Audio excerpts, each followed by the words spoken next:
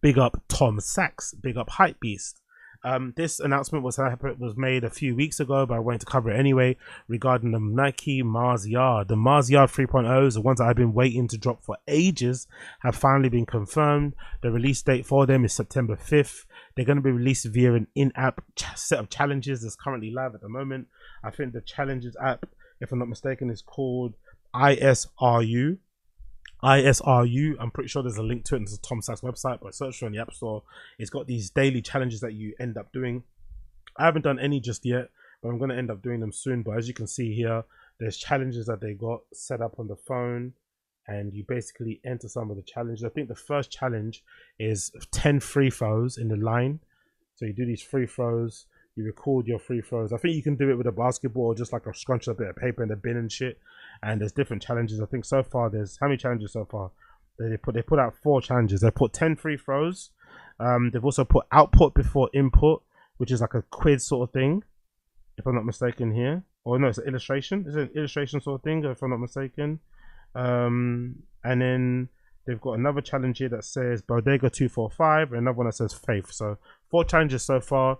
You get the map. Each challenge contributes to a number of points, which allows you to go up on the leaderboard. There's currently people up on the leaderboard now. The head person's a guy called Caillou.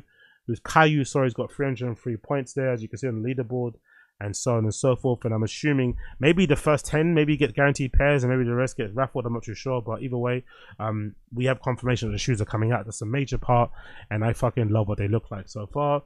My only slight reservation behind them is, number one is the printed swoosh. I would have preferred, as it was of the previous ones where I had the 2.0s, it was an actual swoosh, like a material cutout thing, and not just a printed swoosh on the side of the mesh. The other thing that I also don't like is this rubberized toe. I would have preferred like a proper rubberized toe, like that cuts across the toe box here.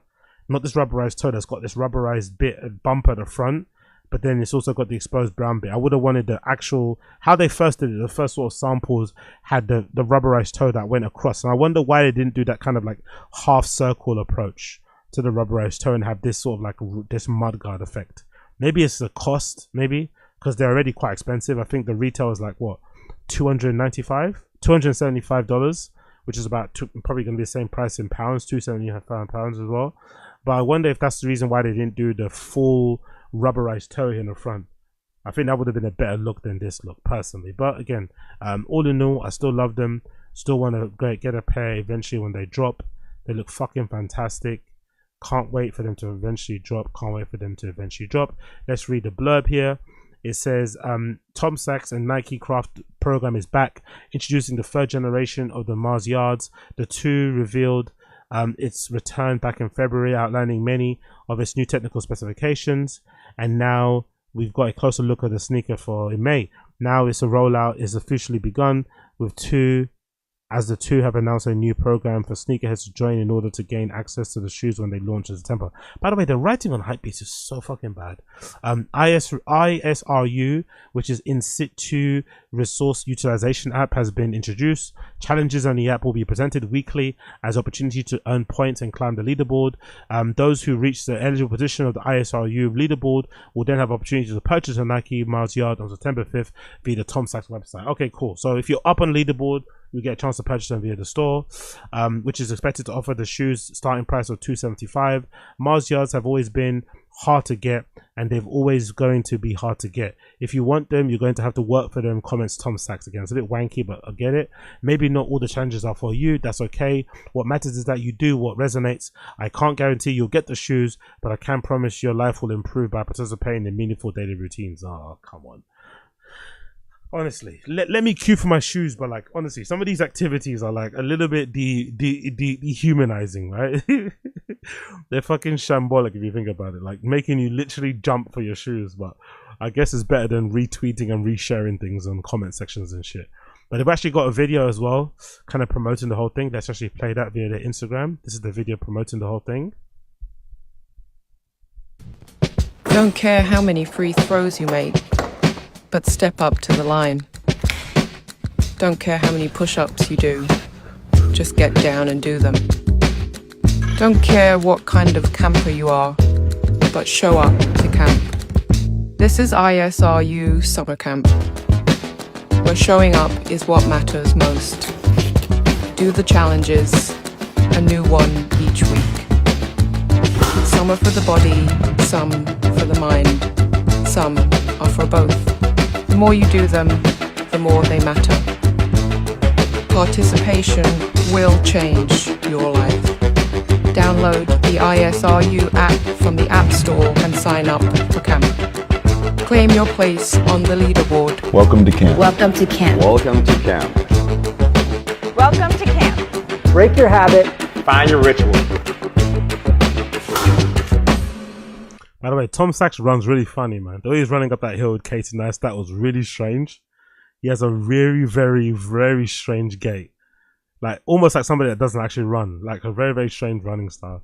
But yeah, that seems pretty cool. I would actually want to take part in that. There's actually a few other challenges too. Let me see the other things as well.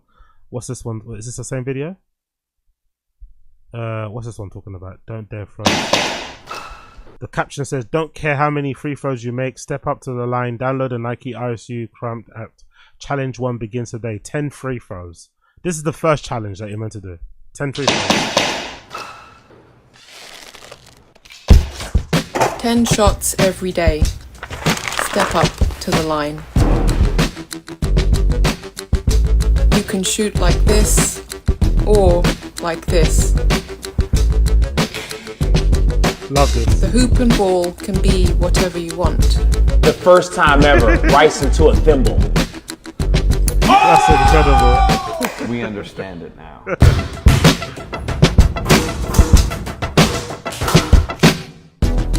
It doesn't matter how many you make. All that matters is showing up. Share your achievements by posting on the ISRU app. Break your habit. Find your ritual. Yeah, I need to do that. I need to backdate all my entries because at the moment I've not done a single one of these entries. So I've got to start taking part. What's the other challenge after that?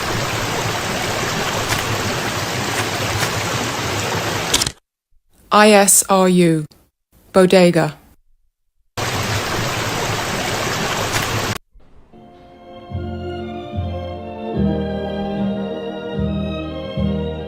Welcome. Watch our first all camp address at Tom Sachs. Download the Nike Craft ISU Summer Camp app.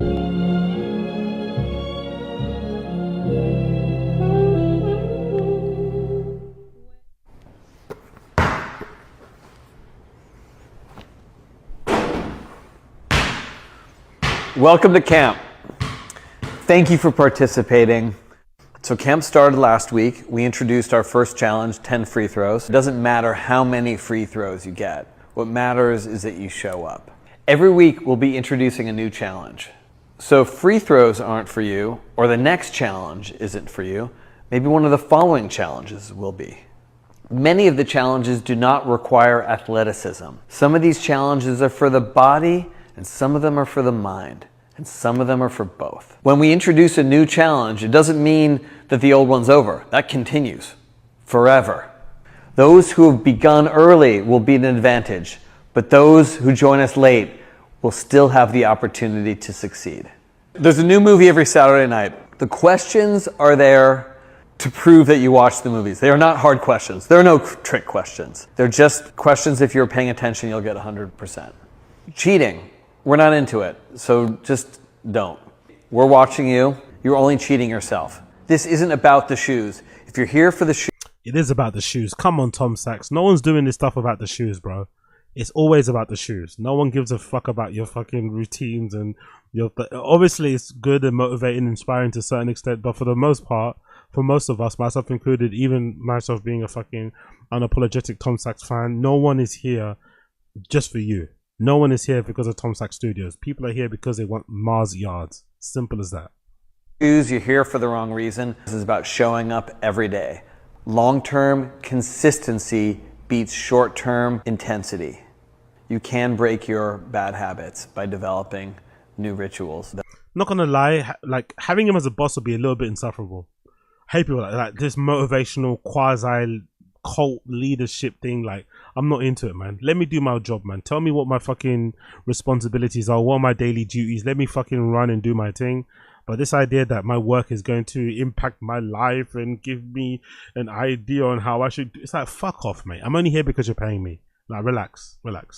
Anyway, let's continue on. Another clip here. Output before input. Every morning before you get your phone, make something or do something. Write in your journal, draw, sing, dance, touch clay. Every night, we have an authentically psychedelic experience followed by immediate amnesia. Waking up is where the surreal and real converge. We only have direct access to this sacred information immediately after waking. Input from the outside world destroys our access. Do not waste this moment. Every morning before you get on your phone, you must make something or do something. Write in your journal, draw, sing, Not bad. dance, touch clay. I like touch clay as like the flip on touch grass, but that makes a lot of sense. That's a good initiative to push. But whatever you do, make sure output comes before input. Do something with your brain and body before you let the world in. The most important thing is showing up. Share your achievements by posting on the ISRU app. Break your habit, find your ritual. Yeah, I don't mind that. I don't mind that in the slightest. Big up Tom Sachs. We love it. We fucking love it. So, there's also a really cool video that they put out on the Nike website, or no, on the Nike YouTube, if I'm not mistaken, that kind of gives you a kind of, you know, a brief history background on the history between Tom Sachs and Nike. And one thing that really stood out that I thought was very interesting detail that might explain why he's even at Nike still, despite all the stories about him and all the, you know, abusive workplace conduct situations and cancellations that he went through, might be because of his relationship with the head of fucking Nike at the moment. I forgot his fucking name. But they've actually been boys for a long time. They've been friends for a long fucking time. So that might explain why he was giving a lot more grace, a lot more leeway, a lot more rope, or he was forgiven in any respect and welcomed back into Nike's fold. Because I think if this was anybody else, especially somebody black or brown, and they were accused of what Tom Sachs was accused of, by his obviously former employees and shit that worked with him, I don't think there's any route back for him. Personally, I don't think there would have been a route back for him. But of course, because he had that relationship with the people over there at Nike, personal one, behind the scenes, I think that's what allowed him to kind of get that sort of grace. But regardless, I did think this is a pretty decent, well done video. I pulled two clips from the whole video. One that features the 2.5 miles yards, which never came out. Ironically, these are the shoes that we never got because Tom Sachs got cancelled for being a bit of a creep and a weirdo behind the scenes at his workplace. So we never got these shoes. I think these are the best ones so far of the whole fucking lineup that we've had so far. Even the ones coming in the 3.0s, I think the 2.5s are my favorites, but we never got them because obviously Tom Sachs got cancelled. So this is a clip taken from that documentary film thing, but I do recommend you check it out. It's really good. It's available on YouTube. Just type in Tom Sachs Nike and you'll find it. But it's like 30 minutes and it kind of gives you a background on how the Mars Yard project came together, Tom Sachs' history with Nike, all the fucking samples they did, and it also at the end gives you an Easter egg that they were already working on their next iteration, which I'm assuming is going to be the 3.5 or the 4.0. The 2.5 was our way of trying to explore problems that we had found with the 2.0. That's the best one. I'm sorry, that's the best one. The whatever that material is on the side, that mesh is fucking brilliant. The actual swoosh, right, material, not a fucking printed swoosh. The reinforced metal eyelets, the actual rubberized toe cap. That's like a half circle at the front there instead of that fucking rubberized mudguard thing that they have going on. This is, and obviously the lack of heel counter too, I prefer. This is definitely the best one. This is definitely the best one iteration of the Mars Yard. The 2.5 so fucking good. We were wearing them in the shop. People were stubbing their toes. They weren't protective enough. The material was still breaking, but it wasn't. And that's the ones that I had, the 2.0s, right? Those are the ones that I had actually. Let's actually see if I can find these on here. Let's see. It's Nike Mars Yards. I think I made a post about them, didn't I? Where are they? I think I put them on my blog post somewhere. Me wearing a pair. Or maybe it's on my blog actually. Let me go here. Default green. There you go. That's my pair. So I had the 2.0s. Honestly, I tore these apart. I destroyed these, man. I fucking destroyed these. Literally, until they had holes on the side of the mesh. But these were my favorite sneakers. These are the sneakers that got me the most compliments on the streets from strangers, which I think is the best barometer of whether or not you got fucking, if your trainers are sick or not. How many regular folks who aren't into shoes compliment you? And I got the most compliments I've ever gotten from any shoes I've worn were from these Mars Yard 2.0s. I fucking love them. I literally beat mine into the ground. I wish I could get another pair, but they resell for like $5,000. Mine beat up and I fucking had to throw them away because they had holes on them everywhere. But I fucking adore these shoes so fucking much. Such a good fucking shoe. And breathable enough. So I fell in love with these Sail 87 React that I remember Daryl those. Matthews designed. I remember those. The midsole, outsole construction. It's a lot like the Mars Yard, right? Because it's mostly midsole with just pads of hard rubber to protect in the high wear areas. But more than anything, this upper material, which is called monofilament woven, it's just fishing line woven. It has a little bit of waterproofness. It's very breathable. It's very, very strong. It feels weak. And so we use these as the uppers on the 2.5s, and they were incredible. Let me show you a pair that Laura comped for to death. This is the bad thing about counterculture, because we missed out on these, man. Honestly. If only he wasn't fucking taking meetings in his underwear and throwing fucking moleskin notebooks at people and stabbing people in the eye with pencils or whatever he was doing, we would have got these fucking shoes, man. So fucking pissed. Look how she wore them literally all the way through. And we started to learn things. We learned that if it's going to be a really durable shoe, you might want to have the whole bottom rubber. The Mars Yard 2.5 became the official shoe of the Wear Tester. We made 100 of these. We sent them out to people. We issued them challenges. They did them. They sent them back. We cleaned them, put new sock liners and laces in them, and sent them out to another 100 people. And most of the people returned the shoes. Most of the people return. I wonder who didn't return them. I wonder what cheeky buggers didn't return them. But look at that toe cap, man. That rubberized toe cap looks so much better than the one we got now. Maybe I wonder if some people, maybe if I get a pair, maybe that's what I might do. Try and dip them in more rubber and see if you can actually encase that whole toe, because that makes it look way better, that effect there, instead of that fucking mudguard thing. I do prefer the actual rubberized toe thing in the front. But regardless, and there's another clip as well that features some background information on what went into the Nike Mars Yard 3.0s, which these are the ones that are due to come out in September. Thank you. Thanks. No one's had to talk in that studio apart from him, innit? No one's had to talk in that studio apart from him. He runs that studio like the fucking Navy, mate. So that leads to the 3.0. What I'm really excited about this shoe is that people might look at it and be like, nothing changed. And that's exactly what I want, is you want to feel like the last one, but it couldn't be more different. There's nothing on this that's the same. It's alright, well. Nike Craft Mars Yard 3.0. New details. Oversized 5mm eyelets. Staggered eye stay. A blue Staggered eye stay. I'm guessing that's so you get this kind of like half booty type of effect here on the front where the laces kind of, because it kind of kicks up. Mine went a bit more flat on the 2.0s. style open eye stay. 4mm round ribbed polyester laces. Which I love, by the way. They're going to be a lot more robust and bulletproof than laces I had on mine. Mine went then turned into rip a lot more. There's a lace keeper on the tongue. Never use a lace keeper. I think if you're a lace keeper, your mum probably cuts the crust off your sandwiches. There's a nylon donning strap on the tongue. Yep, love both of them. Those are like the, that's like the fucking what's that thing called? That's like the zip tie for Virgil's shoes, RIP Virgil. But when you did off-white shoes, I think those nylon donning straps are like the zip ties that Virgil uses in his shoes. You can see them from a mile off. You know someone's got a pair of Nike Mars Yards on. It's a good little simple signifier indicator thing. I love that little touch. On the heel foxing, the upper is open mesh polyester. The swoosh is silk screen printed. I hate that, by the way. I hate the silk screen printed swoosh. I think an actual fabric swoosh that's, you know, a separate material stitched on whatever swoosh would have sat way better.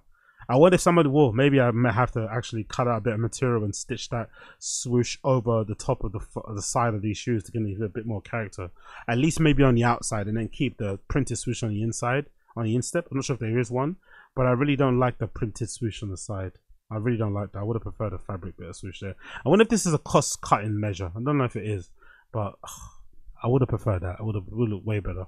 On the upper, there's a TPU heel clip. It's 90 durometer hardness. That's gonna look really cool. Once you wear these in, this is obviously it's kind of like a piss yellow creamy color. But once you wear these in and the midsole starts to age a little bit more, that whole PU thing is gonna look brilliant. It kind of sticks out a bit more now because the soles, the midsoles, pristine white because these are brand new pairs. But once these are worn in, this is gonna look pretty decent. The bottom bit, at least, anyway. There's a TPU toe cap, 90 durometer hardness. The midsole is and again, I wonder why they made the toe cap and not a toe. So a cap instead of the whole. You know what I mean? I think that would have been so much better, man. I wonder why they didn't do that. polyurethane react foam, 40 durometer hardness. It says, let's call it 40. There's a natural rubber outsole, that's 75 durometer, with a carbon fiber arch plate. The weight of a US size 9 men's is 465 grams. The main point is that it's a constant evolution. I'm already working on the Mars Yard 4.0. Oh, I wonder if that's what is that what we're seeing there? That like sock design. I wonder if that is the Easter egg we got here. That little sock design is what's going to go into the next one. Maybe the next Mars Yard will have no laces. It'll just be a shoe that you kind of slip on and slip off. I wonder. That looks really pretty good though. That does look a pretty interesting idea. Like it's almost like a, what's that, Balenciaga sock racer thing that people love to fucking wear. But yeah, maybe the next Mars Yard will be like a Chelsea, a boot, but with no socks. Kind of similar to maybe like a, what do you call it? Like a gardening boot or shit. Like one of those waterproof boots and shit. I'm curious. I wonder if that's what we're going to see in the future. Things that I want to do differently. The Mars Yard's an exotic, special, expensive, beautiful work of art. The Mars Yard was made for going to other worlds and for doing the best we can in this one.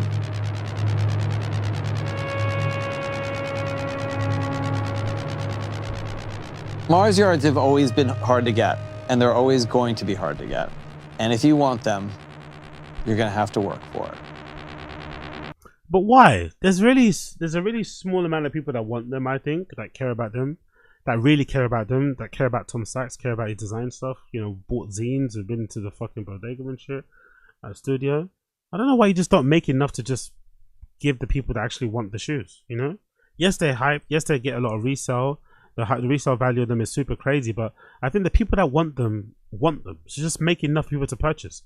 This whole this whole fucking fake scarcity thing is so lame, especially now that the sneakerhead industry, whatever it may be called, whatever you kind of term it to be, is $1 billion industry now. Like everybody knows what a limited edition shoe is. Everybody knows what a Yeezy is. Everybody knows what a fucking Jordan is. Everybody knows what a retro is, what an Air Max is, what a limited edition is, what a Q is, all this sort of stuff, StockX, resale. Everyone knows, right? Flipping. So if that's the case and everybody's into this sort of stuff, like this idea that there's this manufactured scarcity is so lame. They could easily just make enough to supplement, to fucking fulfill demand, but they don't. They purposely make little, and then obviously that drives people to do extreme things to get a pair, whether it's fighting, punching, stabbing, shooting, killing each other, whether it's paying crazy amounts on fucking resale sites. Like, it's fucking crazy, man. They could easily just cut that whole thing out by ensuring they're making enough. But I'd imagine most of these brands, Nike being exactly the biggest example of it, they get a lot of kickback. As we saw during the whole Marcus Jordan situation with his fucking shop, was it Trophy Room and shit? A lot of these people will do backdoor deals, especially for the time that I remember working at Nike back in the day. A lot of people, sometimes even inside the fucking company, know people, know stores that they kind of work out certain situations with. They get them a good allocations of stock. Maybe they help them out with a certain fucking SKU. But then when they want something, that person will, siphon off 7 pairs, 10 pairs, and let them be able to pay for those things ahead of time or whenever else it may be. So by the time you're queuing up, waiting for the drop to happen, like half of the stock's already gone. That's what happens. It's been happening from the beginning of time, and Nike knows this goes on. They don't try and stop it. They know they can easily stop it by fulfilling demand and by ridding that whole backdoor thing. But a lot of people make money off of it, benefit from it. Remember that story about that big reseller kid in America? I think it was during COVID. He got caught, and I think he got in big trouble. Maybe, I don't know if he went to prison or something, but I remember he got caught for reselling and banned. And at the time, they found out that his mum was a big executive at Nike, and he was using his mum's Nike discount code and getting stuff in samples, getting stuff from fucking outlets, and getting stuff backdoor. Like, just crazy the amount of finagle fuck shit that happens in the sneaker industry. And again, a lot of it is perpetuated by the brands themselves. They could easily kill it. They could easily kill the resale market. They could easily satiate demand, satisfy demand by producing enough pairs for everyone to buy, but they don't. Instead, you got this guy creating the Hunger Games, right? Literal Hunger Games, gladiator type shit for you to be able to win a chance to buy. That's the funny thing about them, by the way. It's not a guaranteed chance to buy them. This is probably just to enter the raffle. If you enter this fucking thing, you'll win a chance to enter the raffle, to win a chance to be able to buy a pair. And I love how the sneaker industry as well has reinvented the term raffle. Back in the day when I was growing up, anyway, at least, raffle meant you would purchase a ticket, usually not to the value of the item that you want, but the whole premise behind it, the whole hope, the whole draw was that you could buy a raffle ticket for $1 and it might win you a fucking fridge, a car, a holiday, some expensive clothes, a nice fancy watch. But nowadays, raffle has been completely they've completely reinvented the meaning behind raffle, and now raffle in the sneaker industry means you get a chance to buy something. Oh, congratulations, your name's been picked in a raffle. Now you get a chance to buy something. So you have to have the money to buy it first of all, but you don't. And it's not for a discounted price. It's for the full RRP. It's fucking annoying. I wish they would just make enough pairs to satisfy demand.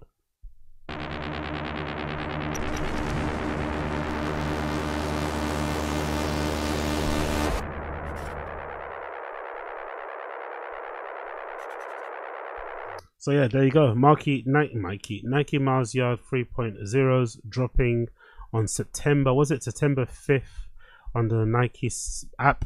I'm assuming some stores might get an allocation. I'm not too sure if it's all going to go through the ISRU app or if they're going to drop some on N, some on sneakers. I'm not too sure what they're going to do. But so far, from what I've read online, it looks like it's just going to be available on the app only. Again, I would have wanted a full rubberized toe box. That's the only thing that I'm really not happy about. And of course, the lack of fucking swoosh. The lack of printed swoosh actually is in. Because I think this is actually somebody showcasing a pair of 2.0s and a 3.0 actually, side by side.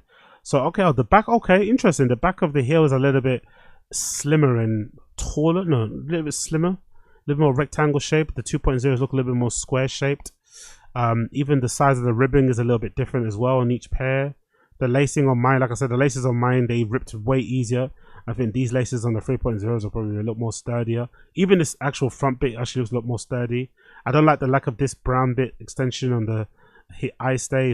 I'm not happy about that. I would have wanted more. I wonder if all this material cutback is actually a cost thing. Now thinking back at it, because they've completely taken away this little crescent shape here at the bottom of the eye stay.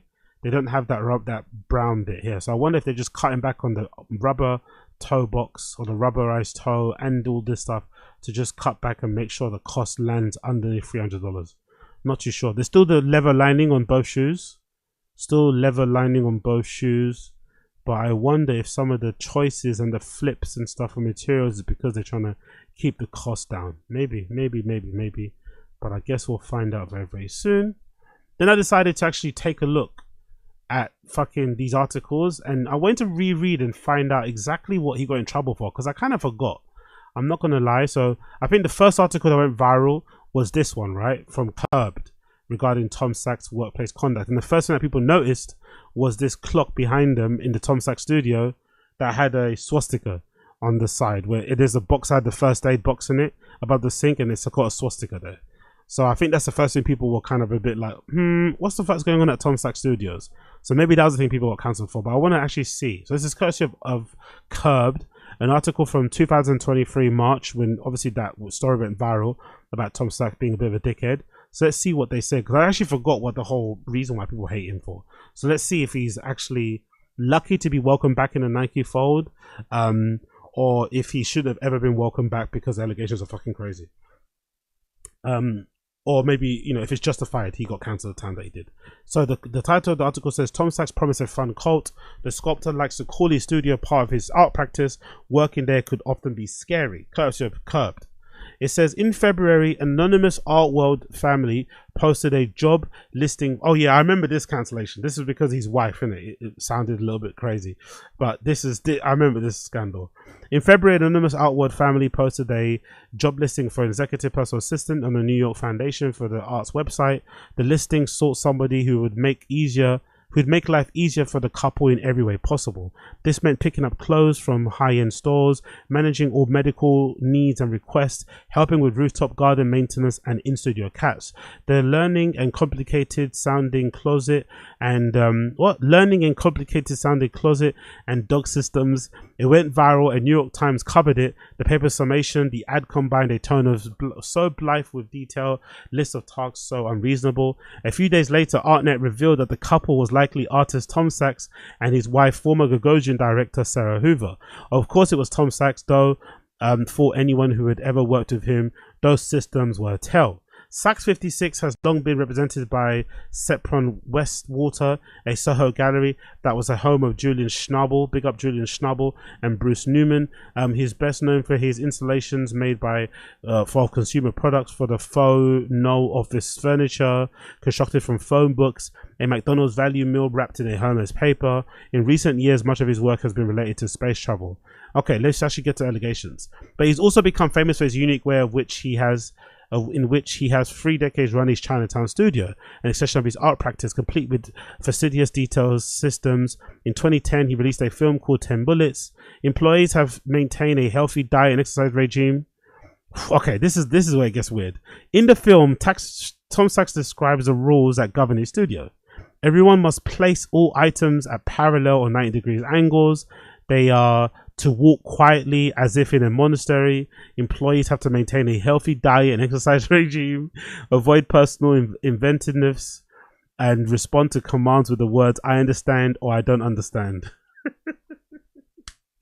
Honestly, the things people put up with to have a cool creative job and to be able to, you know, wear that fucking jacket, have that fucking stupid 10 bullets little badge on your fucking jacket or whatever chore jacket you've got on, be able to go to certain fucking shows, be able to be welcome in certain showrooms, certain whatever. It's fucking crazy having somebody literally controlling what you're eating and your exercise and shit. Fucking wild. Again, imagine just replace Tom Sachs with somebody black. Just replace Tom Sachs with somebody that looks like me or somebody brown, and there's no way he's been welcomed back in the fold. Just with this alone, that film alone would have been a complete red flag. Blah blah. He's out of here. There's even a system for when the system isn't followed. Employees have to sacrifice money to Leatherface, a piggy bank based on the villain in Texas Chainsaw Massacre. The space where all his plays out feels charming, a little Wes Anderson. Employees wear matching utility coats and plywood shelves are lined with Texas pinned ceramics. If it sounds like a cult, well, that's kind of the point. Employees have been known to work out of his program called the Space Camp 3 times a week at 7 a.m, wearing uniforms printed with their first initials, last names, and serial numbers Sachs assigned to them. We'd go out jogging in Soho and people would take pictures of us. It's not like they knew who Tom was, they just thought it was a regular cult. Says a former studio assistant. Some got their serial numbers tattooed on their bodies. Jesus Christ. Plus, Sachs called it a cult. Consistently, this place is a cult, and I mean it in the scariest, most Mason family kind of way. In that we're totally committed to this way of life, he said in a GQ interview. He talked about his temper too. In Paradox Bullets, a follow-up to his video for 10 Bullets, he illustrates another motto, the virtues of a freakout, by throwing a typewriter through a wall. It flies into a room where a woman is calmly eating noodles. It hits her. Okay, so that film was very autobiographical, isn't it? But it couldn't be an actual cult, right? Or Sachs has said that the studio culture he created is his greatest work of art. But based on interviews with more than a dozen former employees, many of whom knew that they were signing up for the usual work environment, these experiences in the studio could be categorized as destabilizing and scary. Okay, let's get to the accounts. A certain type of person loves the idea of all of this, carefully sorting screws all day, long part of a kind of unified art-making organism. There's a recent Reddit thread that says, "How can I work for Tom Sachs?" One response says, "Just show up in the front of the studio like Fight Club." Says a second former studio assistant. "It's really desirable place to be. A privilege in some way," says Owen Zoit, who dropped out of NYU in 2021 to join the studio. He dropped out of uni to join Tom Sachs' studio. Fucking crazy, bro. Definitely would have got way more out of graduating, I'd imagine, no? Why can't you just graduate and still join the studio? Why do you have to drop out? He had been applying to work there every year since he was 15. He really loved to feel like you're part of something and working to a very tight-knit group in a very high-paced environment to achieve a really fantastical goal. When you start working at Tom Sachs Studio, you're given manuals. They're substantially more detailed than 10 bullets. In one, after a suggestion on how to properly approach Sachs about his lunch, there's advice on avoiding things that make Tom mad. These things have metered verses. Tom will sometimes scream. Tom will sometimes brood. Though dire life may seem, happiness lies with reading Tom's moods. Tom Sachs spokesperson says his manual was a joke. Recent employees say he took it seriously. It's impossible to read these moods all the time or follow any of the exact systems precisely, say former employees, a mix of studio assistants and managers and specialists, of all of whom worked with Tom Sachs at various points in the last 15 years. And when somebody inevitably messed up, if for instance they put a good light bulb in the bad light bulb drawer, the consequences were often far worse than giving $2 to Letterface.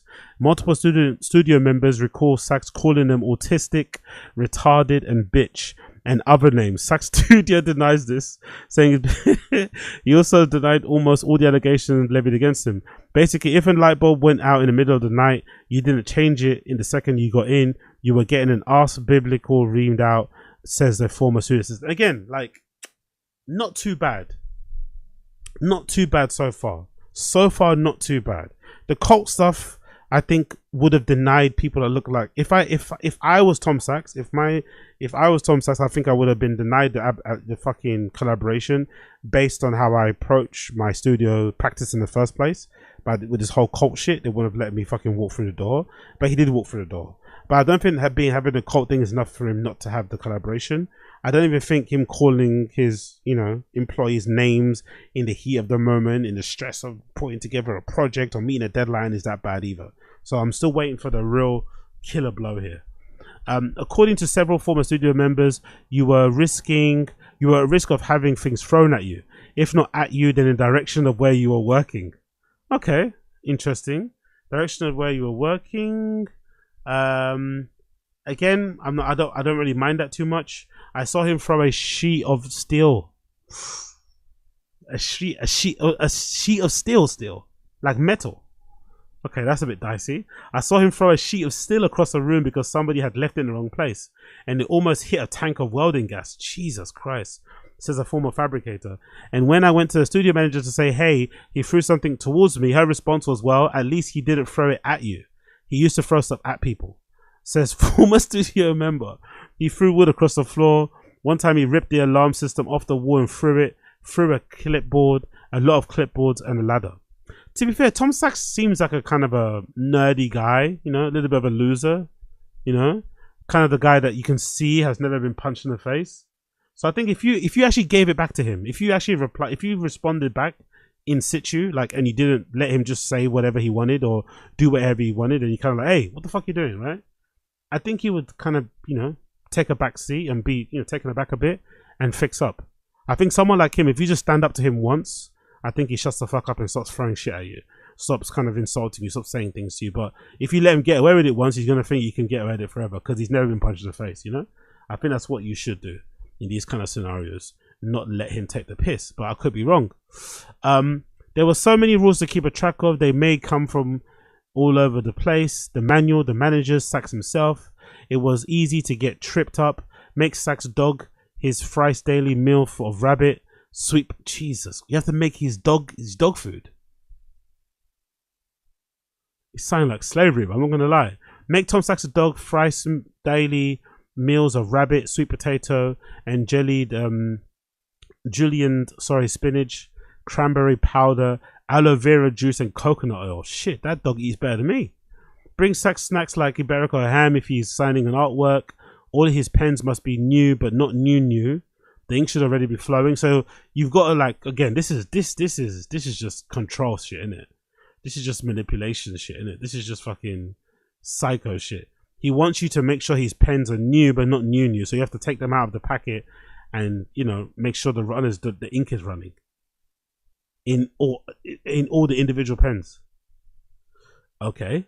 Group lunches are to be prepared by food systems manager, and forks are to be dropped in unison at the end of the meal. It's once I was on the phone arranging Tom Sachs and Sarah's travel, says the former studio manager. They mainly fly first class, and if their seat doesn't go full bed, don't bother coming back in. This was repeated to me. Honestly, making somebody book your travel is fucking weird in itself, because, you know, it's so easy to do and it's such a personal thing. You'd imagine people that offset that sort of thing are bizarre to me. While she was on the phone, the door buzzed and she thoughtlessly let the person in. This was a problem, she says, because staff weren't supposed to let unidentified guests enter. I got back upstairs and Tom sprang at me. He was inches from my face. I could feel the heat from his body. He screamed, "Why didn't you answer the door? What's wrong with you?" So you're not meant to answer the door if you're on the phone. You're meant to do you're meant to do what you're doing at that moment and let somebody else do the other thing. But if you're near the door, why can't you just open the door if you're on the phone? Again, control, manipulation, crazy shit. Again, not enough to let you have your Nike deal cancelled though. Many workers grew desperate to please, doing their best to find him in italicized apples. What the fuck is an italicized apple? What does that look like? Is that a particular sort of color, flavor? What is that? To make an apple italicized, you would typically select the word and apply. Hold on, but how do you with the actual apple? No idea. I guess maybe cutting it, as in that's what it's showing the image there. Or maybe you meant, no, does he, it's actually, hold on, does he want apples that, want apples that leaning that way? Jesus Christ. Again, this is a bit wild. So he wants you to go to the bodega, to the store, and find apples that are like leaning, that sway, like italic wise, like when you italicize font. He wants you to find apples where the core is slightly slanted. Jesus Christ. Okay. A little bit insane, this. Which several employees says that his depiction of Fuji apples that are slanted. Those who succeeded were occasionally rewarded. According to multiple former studio members, Sachs dispensed birthday gifts of different values to demonstrate his standing. The first gift is always a knife. After that, it's based off your value, says a fourth studio member. If you're favored, you would get Prada shoes. If you're not, you might get re-gifted something from the free pile. Youch. So again, you're going to push yourself to be more obedient and whatever it may be, so you can make sure that you get the fucking great pair of shoes, right? Around people he deemed important, several former studio members say he sometimes made a point to act more reserved, but in stressful settings like gallery installations, he let his guard down, according to someone who worked with him at the institution where he was showing work. She saw him yell at his studio members, and his workers are just like, "Yes, chef." You see the hollow look on some of their eyes. You're like, this is for art. The problem with Tom, says the artist Stuart Semple, is he runs his studio like an artwork. It is wild and crazy, but it's also brilliant. But then if you look at it with the legalities of how you employ staff, it could look strange. After all, he liked to be proactive. The media have incessantly referred to him as a bad boy of the art world. In 1999, Sachs filled a vase with ammunition, which got his gallerist Mary Boone jailed overnight. In 2013, he showed a piece called Barbie. He called his office an eagle nest, as in Hitler's Karl Kilsten's house. The first aid kit had a swastika taped over the Red Cross. According to the studio, Tom Sachs, who is proudly Jewish, works to subvert and reclaim this powerful part of Jewish history. The swastika has since been removed. That's a little bit dicey, that. Something about Sachs. I'm surprised Tom Sachs hasn't worked with Kanye, actually, considering their affinity to Hitler. They would actually feel like they'd have some a lot of similarities. Something about the way Tom Sachs treated and talked about women didn't feel like an art project to some former employees. There was a vintage porn on the walls of the studio. Weird. having like posters of what from like Taboo and shit on the studio. That's a bit strange. And Sachs talked at group lunches about the types of porn he was into, including VR. Oof, your boss talking to you about porn as you're having lunch? No, thank you. The quote: "It was always supposed to be for a project," says the third former studio assistant. "But what project? I never saw." Sachs brought up sex and bodies a lot. "He talked to me about women all the time," says the former studio manager. When he found out about one administrative employee's living situation, he asked if she was fucking all of her roommates. Another time, he told her she was lucky to live in a day and age where curves and butts are. Okay, now it's time to get dicey. Again, think about if somebody that looked like me said what Tom Sachs said. Impossible that you would get your Nike deal back. Absolutely impossible. Number one, you wouldn't have one in the first place, and you wouldn't get it back. Jesus. Okay, Sachs had a type which he spoke openly about in the studio. The administrative employee members Sachs bring his toddler to the studio. He pointed to me and was like, "See, this is what we call a shishka goddess. This is what we call a daddy's type." He said that kind of shit.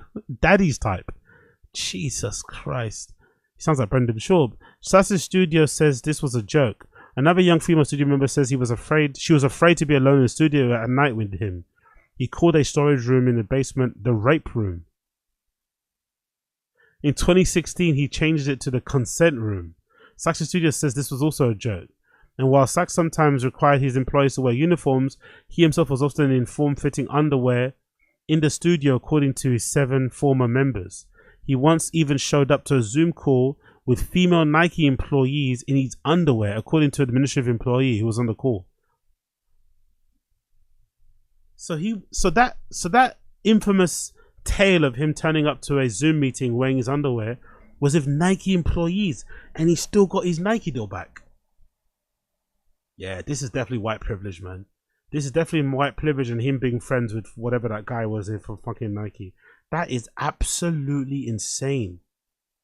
He showed up to a Zoom call with top Nike women's, I guess, female employees. I guess top Nike employees happen to be women in his underwear, and he still got his deal back. Sachs Studio describes trying on clothes as part of his weekly ritual fittings and a normal part of his design process. Normal part of my design process is pulling out my dick when women are around. Okay.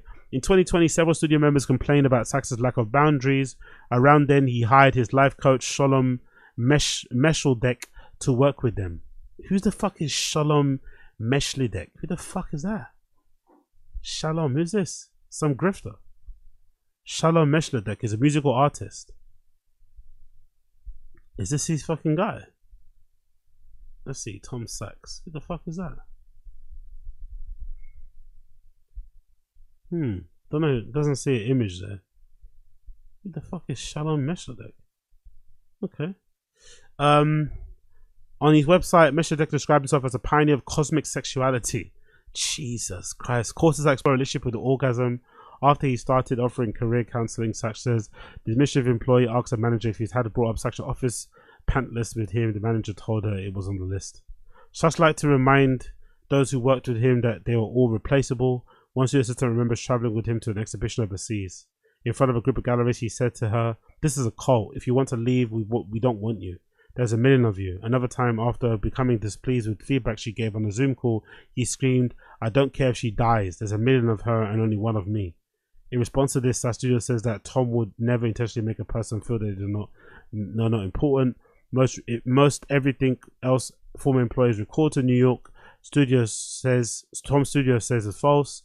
He has never thrown anything at an employee and is obsessive about safety of his team. Yeah. Furthermore, no one has ever been fired, penalized before an airline seat.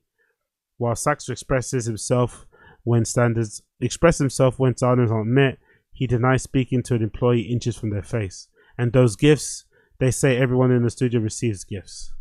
There's a lot of churn in the studio. We still are very scared of Tom, it says another former fabricator, one of 3 people who left the studio, who says they still have nightmares about him. Some of the Sachs former employees end up leaving the art world altogether. We're not saving the world. We're not curing cancer. It doesn't have to be this serious. Exactly. There's no reason for this abuse. It just didn't square. So it just made me question a lot about how contemporary art is made, says a former says a first former fabricator. It also it looks like the studio is so nicely run because you're in those great Prada outfits, says the studio assistant, but the Prada outfits are digging into your ass and you're not sleeping and your brain is broken. This job ruined the art industry for me. My psychiatrist had a field day. Jesus Christ.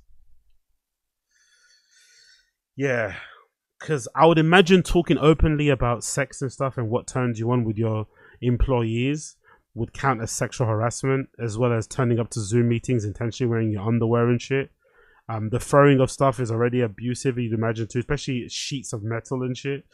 So as much as I would like to minimize it and just say it was him throwing moleskins and fucking Sharpies at people, which is still not good, this feels like a little bit more excessive. So it's almost a miracle when you think about it that he got his Nike deal back, innit? It kind of seems crazy that he got his deal back.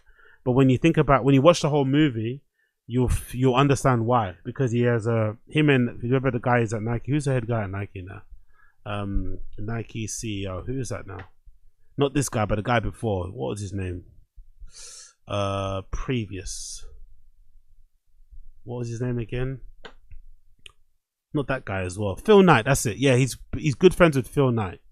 That's the one. He's good friends with Phil Knight. Tom Sachs, Phil Knight friendship. I'm pretty sure on that video you'll see a lot of it, where they kind of speak about their friendship and why they're so close. So that might be the only reason why that he's still there, to be honest, because those allegations are pretty dicey. But does that change my mind? Will I still try and purchase the Tom Sachs Mars yards? Of course I will. Does that change my mind? No, it fucking doesn't. I still want the fucking shoes. Big up the stream chat. What are you guys saying here? Made for other worlds. Or Bob, big up Asad Aziz. He would just want to flood the China rep market with new shoes. True. He's calling his employees bitch and retarded and throwing types riders and young female employees eating noodles. The cops is wild. The cops is wild, Daisy. Yeah, fair enough. Again, I just want the shoes, man. The guy's a piece of shit. Again, I think if anyone black did or said what he did, they would never get their job back. We know that. I don't think anyone needs to argue about that. But he's got his job back. He's got his shoes back. And I just want the fucking shoes now. I just want the fucking shoes now. Please, can I have the fucking shoes now? Cool. Bless, bless, bless.